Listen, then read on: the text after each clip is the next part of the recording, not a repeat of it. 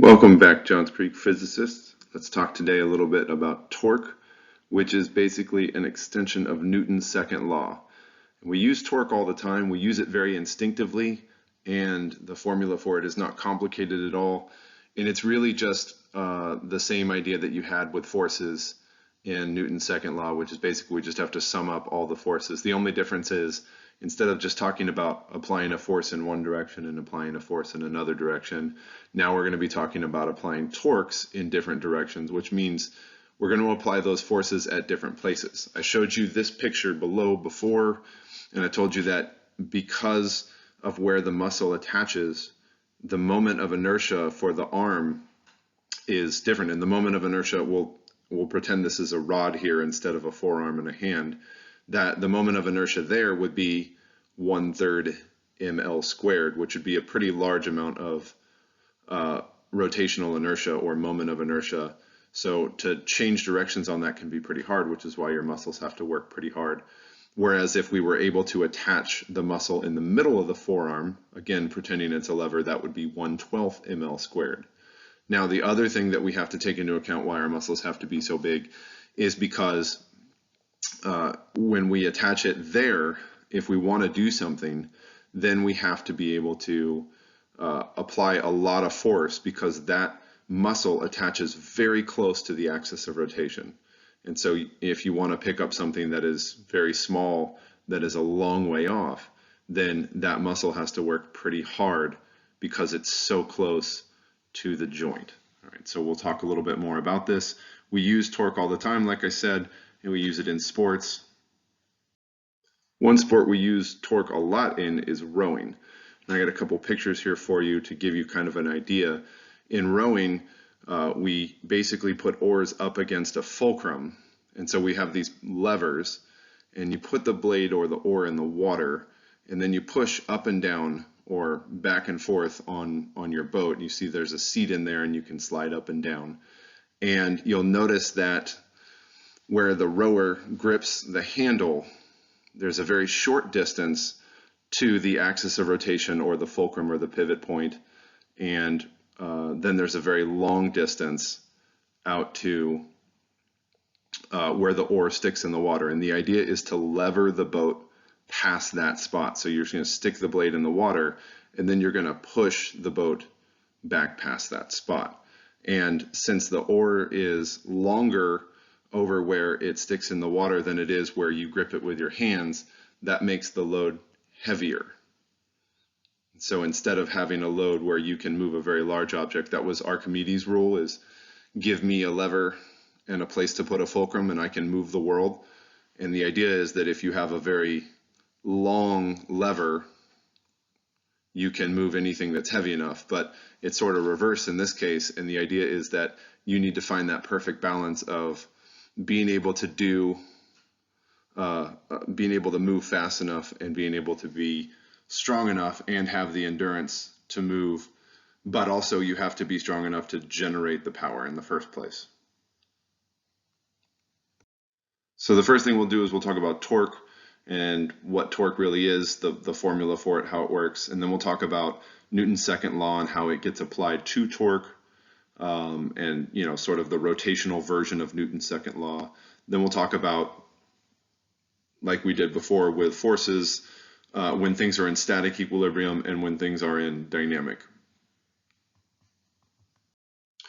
All right, so like I said, this is pretty intuitive to you, and kind of the same thing I was implying before with rowing.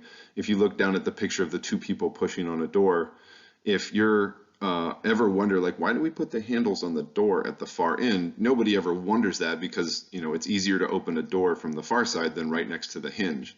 And if you've ever tried to like keep a door open right next to its axis of rotation or its hinge, that's like when you're taking something really big outside and you're trying to move it and it's awkward. It's really hard, and the reason it's really hard is because you're pushing very close to the axis of rotation, when all somebody on the other side has to do is push a lot more easily or with a lot less force at a very big radius. And so what Archimedes' principle really is you can push something very close to the axis of rotation with a lot of force, but that can be easily equaled with a very little amount of force a long way. Now, one thing that's important to note in all of these pictures is that the force is always perpendicular to the radius. So you notice all of these forces are applied. And for those of you who have already played the calculus game, it's actually R cross F. And so it's a cross product, which isn't really important to understand how to do a cross product. It's important to understand that a cross product implies that you are always at 90 degrees.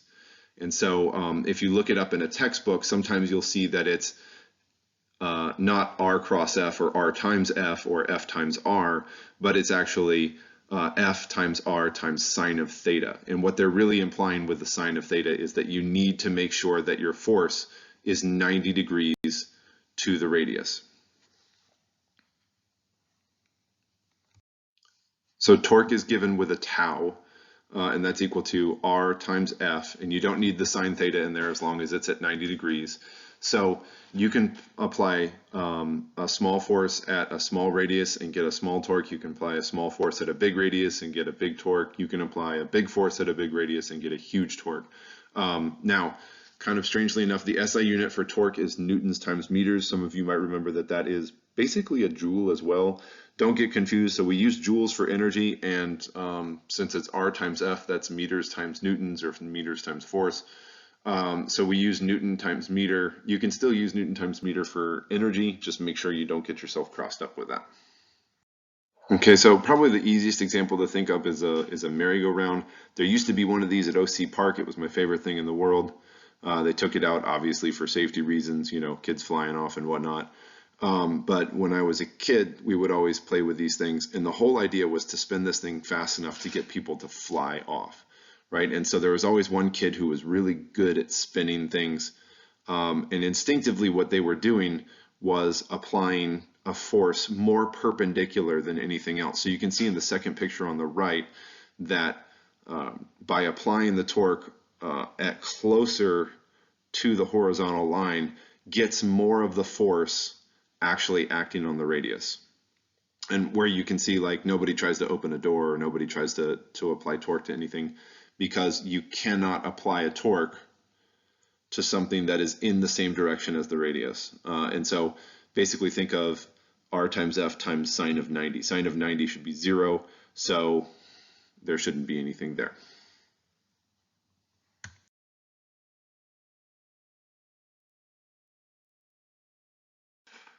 Now, just like with our normal sign convention that we've been using for rotation, remember clockwise is negative and counterclockwise is positive. So the torque applied from F2 would be in the clock, would cause rotation in the clockwise direction, which would mean that that would be a negative torque. And the torque applied by F1, which would not be as much because you'd need to take the sine of 50 with it, but it would still cause, on its own, if we were ignoring F2, it would still cause a rotation that would be counterclockwise, which would be considered a positive torque. Now, one thing to note and one thing to watch out for and be very careful about is if you're working a problem that both has linear and rotational stuff in it. So there's a couple problems that we're going to do later where something spins in one direction, and like let's say an Atwood machine, and it spins to the right, and to the right we normally consider as positive, but when something spins to the right, that is a clockwise direction as well. And so if we're going to consider anything moving to the right as positive, then that means when we go over to rotational stuff, anything spinning to the right also has to be considered positive. So it doesn't matter, you know, as we've said before, which way is positive and negative, as long as you're consistent when you're jumping between linear and rotational stuff. All right, so you remember that Newton's second law is the sum of the forces, not just F, but the sum of the forces is equal to m times a. And we always talked about that's not really real because acceleration is what you end up with, right? Nobody ever says, I'm going to accelerate this so I can get the force out of it. Everybody always says, I'm going to push this thing this hard, and that's going to give me the acceleration that I want. So a is equal to F over m. And if we rewrite that using our rotational equivalence, you're going to get acceleration is angular acceleration, angular force is going to be torque, and angular mass is going to be the moment of inertia, right? And so you're going to get alpha is equal to tau over I, or moment of inertia, or torque is equal to moment of inertia times angular acceleration. So tau is equal to I times alpha.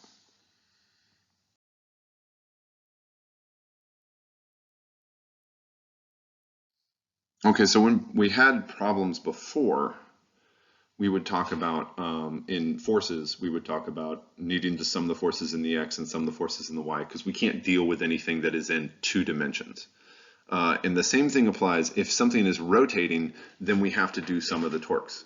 And we can't do some of the forces and then call it good if something's actually rotating, right? So it's like there's 1 dimension of x, 1 dimension of y, and we also have to have basically a 3rd dimension of rotating stuff that we can fall back on. Okay, static equilibrium. Now this is a good problem to start out on. And what we see here is 2 people holding a board.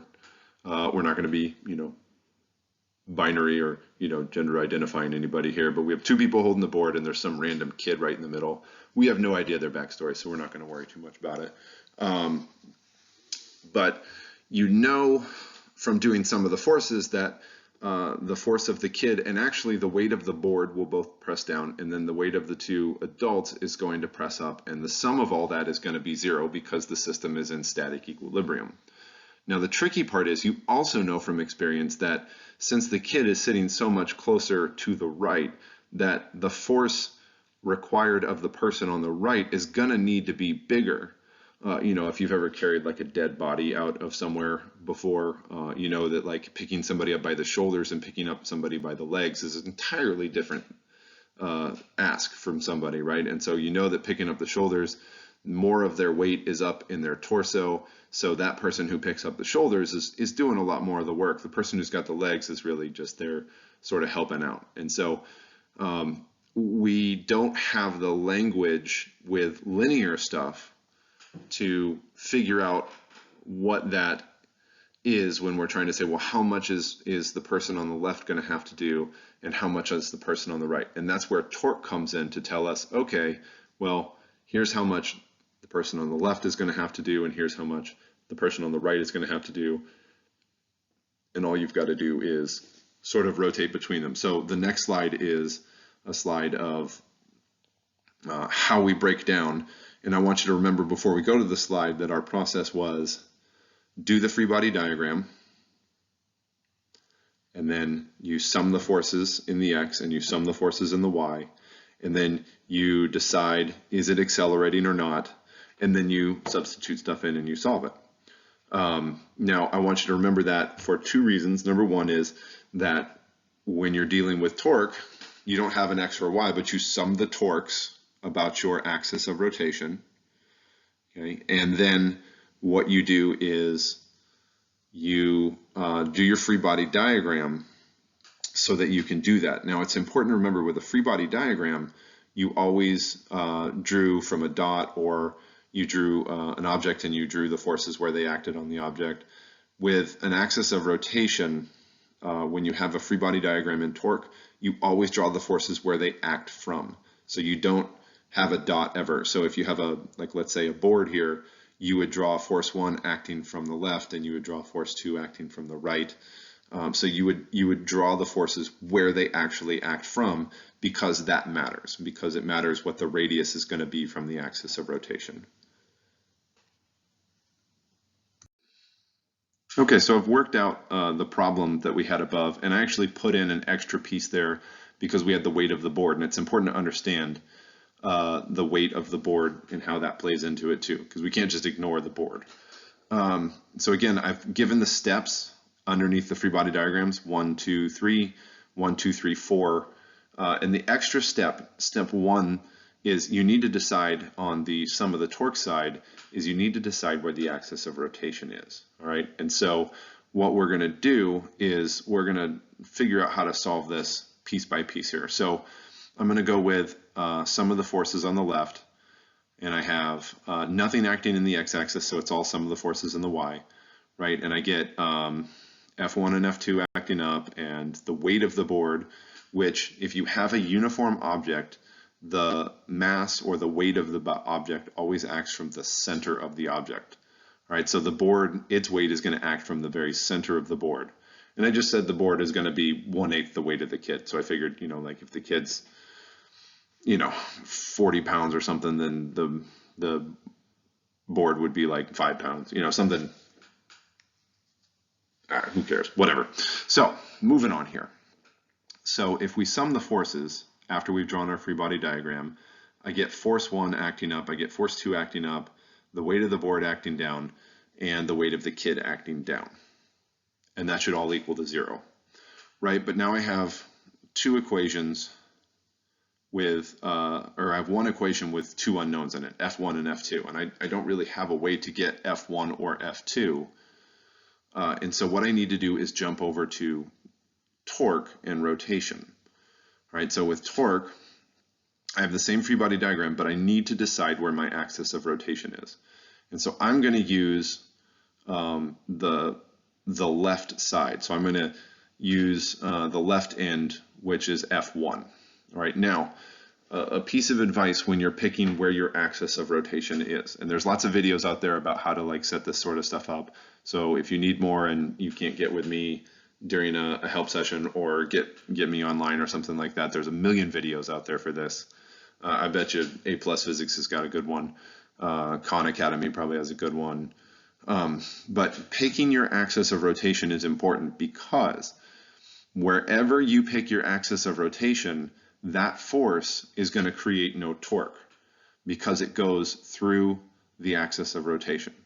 So the force times the radius is torque. And so you'll have a force there, but the radius is 0, meaning the force there is 0. All right, so I'm going to pick on the left there, which means that my torque 1 is going to be 0. So now I go to sum the torques. And so I have it below. I kind of redrew the free body diagram again. I labeled my axis of rotation, AOR, right? And force 1 goes through it. And then half the length of the board, I have 1/8 of the mass of the kid. And then at 3/4 length of the board, the mass of the kid. And both of those forces are pushing in a clockwise rotation. So the clockwise rotation we're going to consider to be negative. And then F2 is pointing upward, which would cause a counterclockwise rotation. So we'll consider that to be positive. All right, and so underneath, it's labeled as step 2 there. You have the sum of the torques is equal to the force of the board, that would be the weight of the board, times the radius of the board, plus the force of the kid times the radius of the kid, plus the force of force 2 times the radius of force 2, and that's all going to equal 0 because the board is not accelerating and not rotating. All right, now below I've put in the stuff, I've subbed it in, and I've made those torques for the board and the kid negative because those are causing clockwise, or if they were to act alone, would cause clockwise rotations. Right, and so what I get is a bunch of variables that I can start to sort through, and my L's will cancel out, and I'm left with a bunch of mg's that I sum up, and I move over F2 and distribute stuff out. And what I end up with is that F2 is 10/16 or 5/8 mg. And so I can take that F2 back to my sum of the forces on the left side now, and I can plug it in, and I know that F2 is now 10/16 mg. And so if I take that with everything else, and I know that everything else, or what did I say it was, 5/8? So 5/8 mg, and I know that I've got 9/8 of mg acting downward and 5/8 acting upwards. And so I'm left with 4/8 mg on F1 in order to balance that out.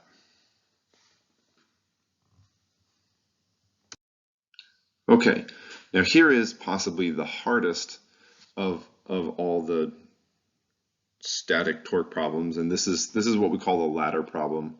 Okay, and the difficulty here is Remember there are sines and cosines, so you see that things aren't exactly, I have this ladder here, which is sort of my radius, and I have things that are acting at different angles.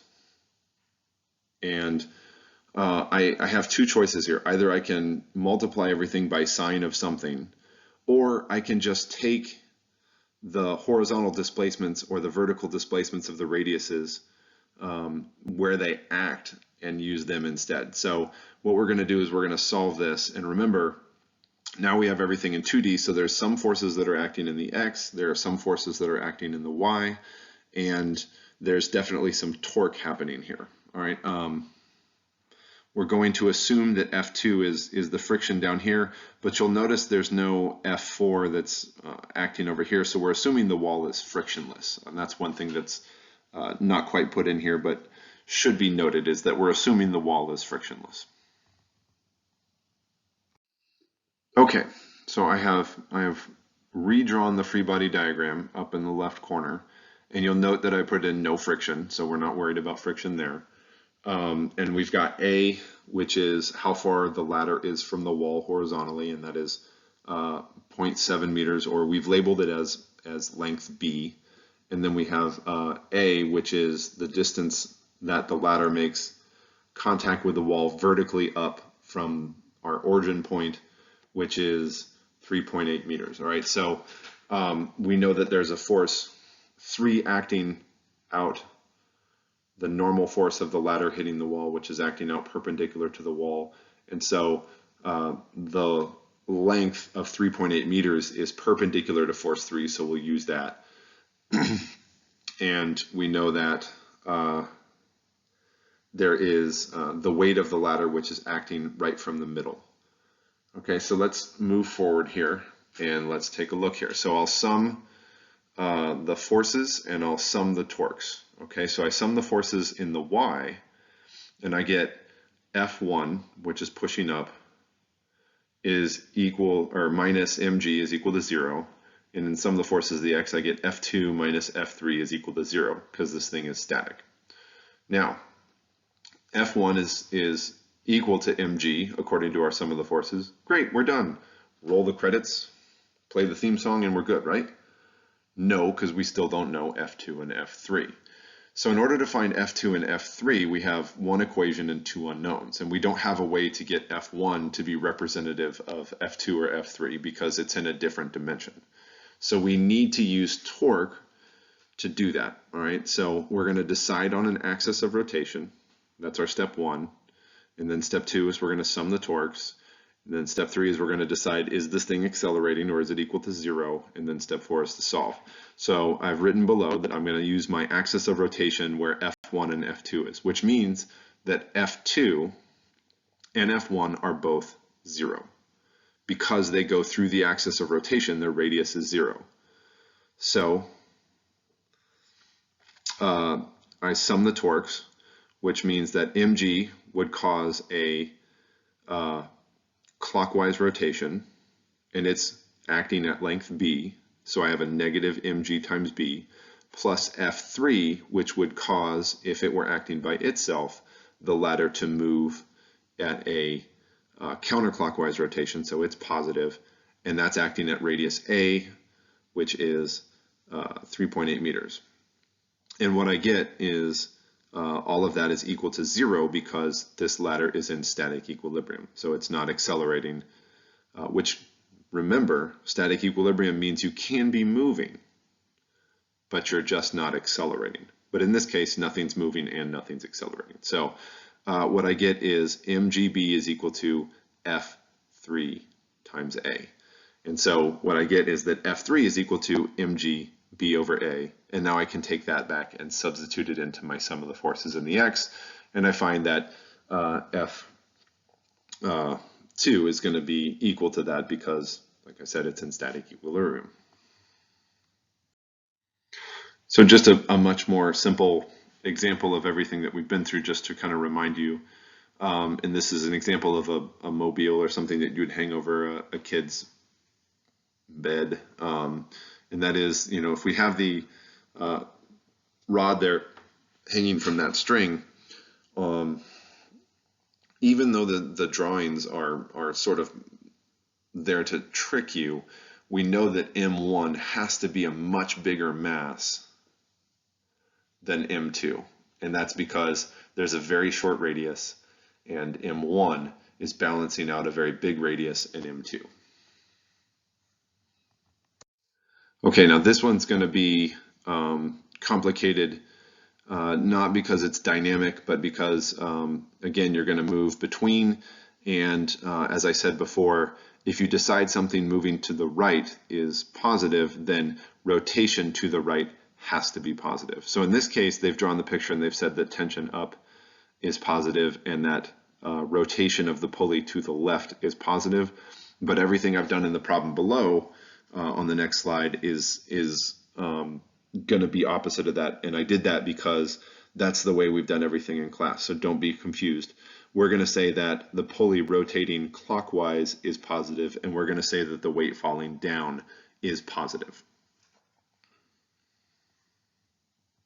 And what I'm going to be looking for here is, what is the acceleration of the block as it falls down? And remember, this is as much a question about inertia. So this is basically a modified Atwood machine, and I'll show you that on the next slide. But it's basically that the mass is going to fall, but it's going to be impeded by having to pull the pulley and make the pulley spin. And even though the pulley doesn't apply its own force, the pulley has mass now, and it has its own inertia, so it's going to resist the spin.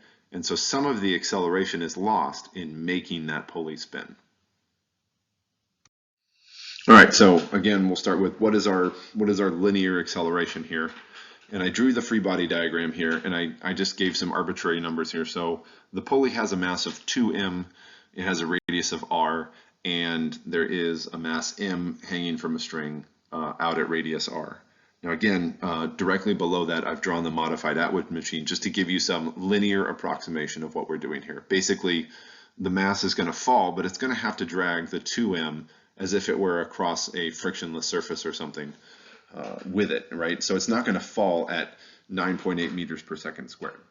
All right, so what we want to do is, well, how much impact does that pulley now having mass really have on this thing? You know, and remember, at the end of the day, the answer is that all the pulley really does, since the pulley has mass now, it doesn't add force to the system, it just adds inertia to the system. So no matter which way the system spins, whether it spins to the left or to the right, it's added inertia, so that added inertia slows the system down. All right, so sum of the forces in the Y. I have tension up and mg down.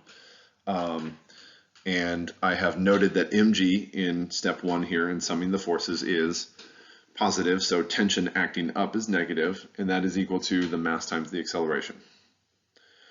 And that's about as far as I can take it.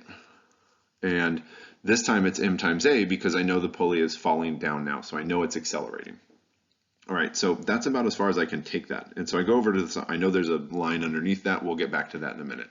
I go over to some of the torques, and I do my free body diagram, and I have a torque T, or a force T acting out at radius r, and it's acting perpendicular, so I don't need any sine or angle stuff there. And so if I write up the sum of the torques, I get tension T times radius r is equal to I times alpha, because again, the pulley is accelerating.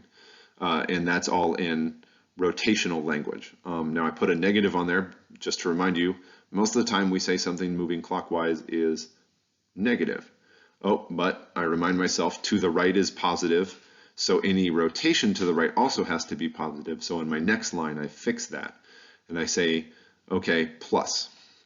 Now, I need tension, so I can come back over to my sum of the forces and grab tension. So I rearrange my sum of the forces in the Y to solve for tension, and then I take that and I plug it into my torque equation here. And then the other thing I do is I know the moment of inertia for a pulley. A pulley is basically a disk, so it's 1/2 mr squared. And so I can stick 1/2 times 2m. A common trick is to give the pulley a different mass besides m, and people forget to put it in all the time. So I put 2m in there, and again, the radius of the pulley is r squared. If the rope were at a different radius than the full radius of the pulley, then in this case, for the moment of inertia, you would give the full radius of the pulley. If you had two pulleys glued together, then it would be 1/2 mr squared for one pulley plus 1/2 mr squared for the other pulley. So that would be your moment of inertia for two pulleys. And then for alpha, or the angular acceleration, I know that angular acceleration is just linear acceleration divided by the radius, because the further out you go, the bigger the linear acceleration gets to keep up with the inside acceleration. And so using the same sort of principles that I have in place for arc length and linear velocity and those sort of things, basically I can put A over R is equal to angular acceleration. So I can stick that in there too, cancel a bunch of stuff out, and I get mg minus ma is equal to ma. And then I can cross my m's out, move my 2 over, and I get that linear acceleration of the system is g over 2. So it's falling at half the acceleration, or 4.9 meters per second squared. And again, that's because as the block falls, it has to force the pulley to spin, and that takes some of the energy away, or that takes some of the acceleration or some of the force away, because it's resisting that change. It has inertia. So the inertia of the pulley has slowed the acceleration of the system down. This will take practice.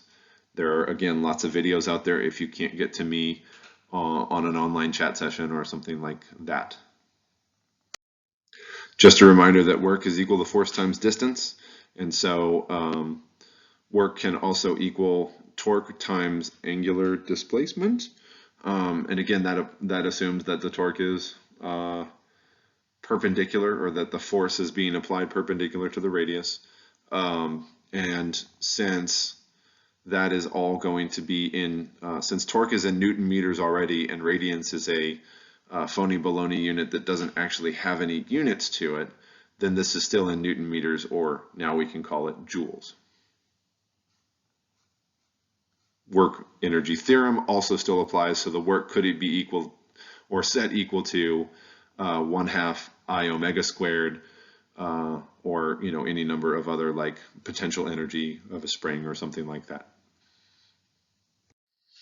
So once again, power is equal to work divided by time, and so that just basically ends up being torque times angular velocity. And that's just analogous to force times velocity, which was our other way to find power.